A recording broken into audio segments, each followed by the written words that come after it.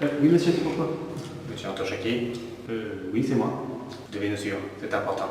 Pourquoi il devrait nous suivre, hein? Dites-moi tout. Je pense que ceci peut répondre à votre question.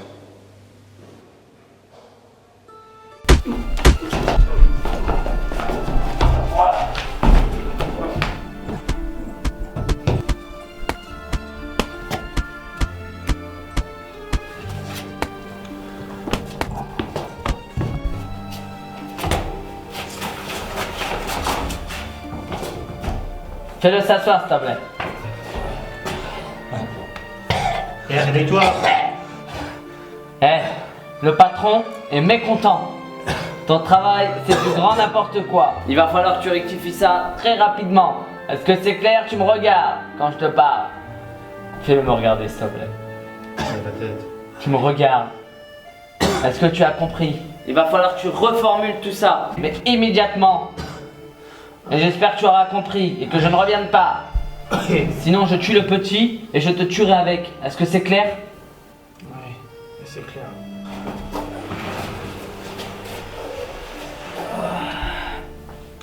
Le patron nous a jamais dit de le tuer. Je sais. Justement, j'ai un compte à régler avec lui.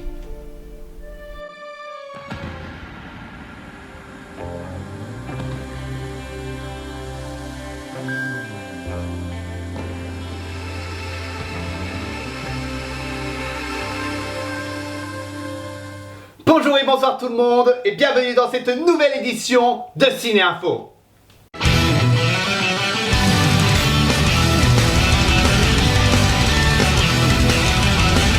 Après de nombreuses remarques, merci Coréus, cette émission a été remaniée de A à Z. Et pour commencer cette nouvelle saison, on va parler de Terminator 2 de James Cameron avec Arnold Schwarzenegger, Linda Hamilton, Edward Furlong et Robert Patrick. Et en ce qui concerne les anecdotes, vous allez être servi. Déjà dans la scène du bar, ce sont des vrais bikers, pas des acteurs déguisés.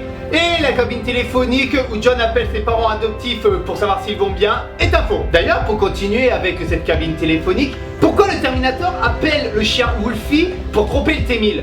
Vous pensez que c'est un hasard? Ben non en fait, il s'agit tout simplement du surnom du berger allemand de James Cameron, Beowulf. C'est trop mignon. Cependant, certaines scènes ont été changées, voire carrément supprimées au dernier moment. Car normalement, Enrique devait mourir des mains du T-1000 après le départ de Sarah, John et le Terminator.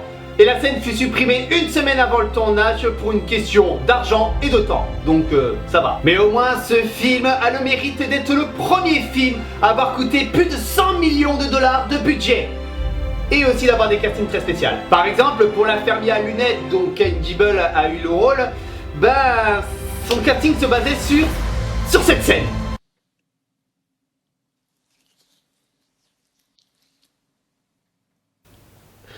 J'ai pas envie de savoir sur quels critères il a été choisi. Par ailleurs, la suite de cette scène a été supprimée du script, puisque normalement, le T-1000 devait aller dans la chambre de Sarah pour aller voir si elle y était, et en ouvrant, ne trouvait que l'infirmière accrochée à la fenêtre en train de crier à l'aide, à l'aide, à l'aide, et que, ben, voyant pas sa cible, referme comme si de rien n'était. Un peu comme ça, quoi. À l'aide! À l'aide! M'aider! Non, mais c'est pas là!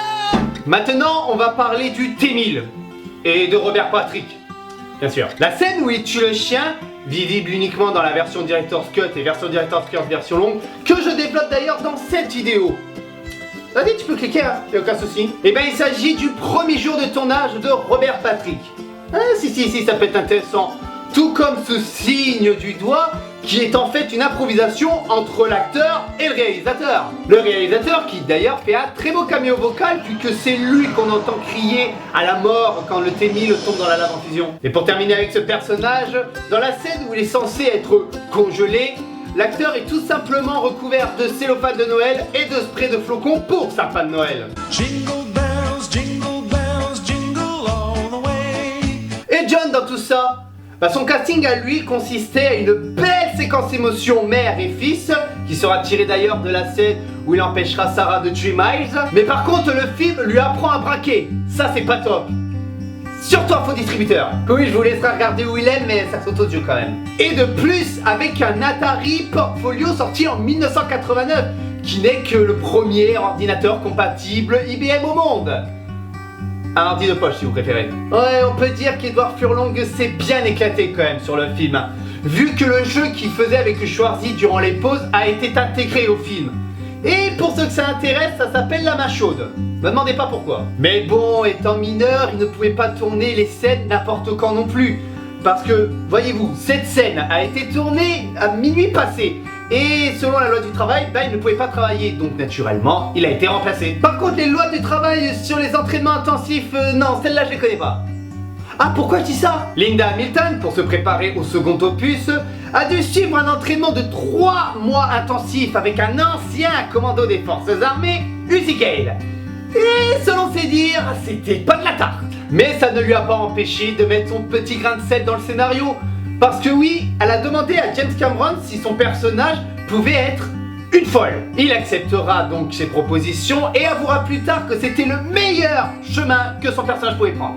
Et oui, même l'actrice est badass pour jouer son rôle. Petite anecdote intéressante, normalement elle devait avoir un bandeau sur l'œil pour représenter les combats qu'elle avait eus depuis 1984, mais ça a été vite abandonné. Pourquoi? Juste pour une question de temps. En même temps, je peux les comprendre, vu qu'ils avaient ça à maquiller. Mais bon, pour ce film, la famille de Linda est passée faire un petit coucou à l'actrice. Là, il y a son fils, de 18 mois à l'époque, lors de la scène du rêve, et sa sœur Leslie pour ce super effet spéciaux.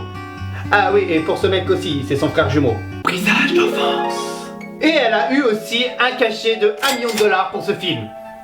Et c'est cool. Schwarzy, lui, par contre, a eu juste 14 millions de dollars.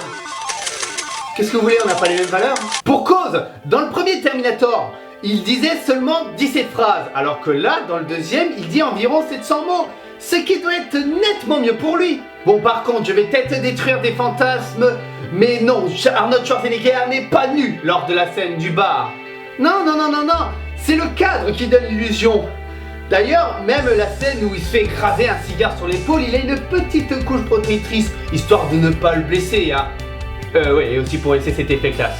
Ouais, aussi. En ce qui concerne le premier jour de tournage pour l'équipe, il s'agit de la scène du désert avec l'histoire du fameux sourire. Sourire qui est assez terrifiant, mais en même temps, on lui dit « Bon, Arnold, pour la scène du sourire, je veux que tu t'imagines en train de sourire comme un cheval qui essaie de sourire. » Comme ça. Ah, c'est assez ressemblant, faut le reconnaître. Oui, même Schwarzy a eu droit à son lot d'entourage durant le film. Enfin, son lot, c'est juste que cette femme à l'hôpital, la blonde à lunettes, en fait, c'est l'assistante de Schwarzy, Anna Meren. Et oui, monsieur a bon goût. Après, comment parler de Terminator sans mentionner les robots? Il y en a deux qui sont intéressants. Déjà, lors de la scène où Sarah enlève le microprocesseur dans la tête du Terminator, avec un système de faux miroir qui est vachement plus efficace que dans Iron Man 3. Et là, quand il se fait tirer dessus, bon, hormis le moment où il tire, c'est un robot avec des câbles. Par contre, toutes les anecdotes que j'ai relevées pour ce film, celle qui suit m'a fait sauter de mon siège tellement que je n'y croyais pas. Vous allez comprendre. Pour la fin du film, quand le Terminator est bien amoché, le temps de maquillage à poser était d'environ 5h30 et 1 heure pour enlever le maquillage. Je sais pas si vous voyez le temps que ça représente quand même. Et enfin la phrase « Je ne peux pas m'autodétruire » a été rajoutée en post-prod. Pourquoi? Parce qu'à la base elle était inexistante et qu'elle avait du mal à expliquer le geste de pourquoi c'était Sarah qui tuait le Terminator. Et donc elle a été rajoutée pour que ça soit plus compréhensible et ne pas gâcher la fin. Et voilà! J'espère que ce nouvel épisode et ce nouveau concept vous aura plu. N'hésitez pas à laisser un commentaire pour dire ce que vous avez aimé ou pas de l'émission, à nous proposer des films à décortiquer par la même occasion. N'hésitez pas à mettre un j'aime, ça fait toujours plaisir, à la partager sur Facebook ou sur Twitter et à nous suivre sur ces réseaux sociaux dont les liens sont dans la description de la vidéo. Et n'hésitez pas à vous abonner pour ne pas manquer les prochaines vidéos que je ferai sur cette chaîne. En attendant, continuez d'aller au cinéma et moi, je vous retrouverai dans un prochain numéro. Bye bye tout le monde!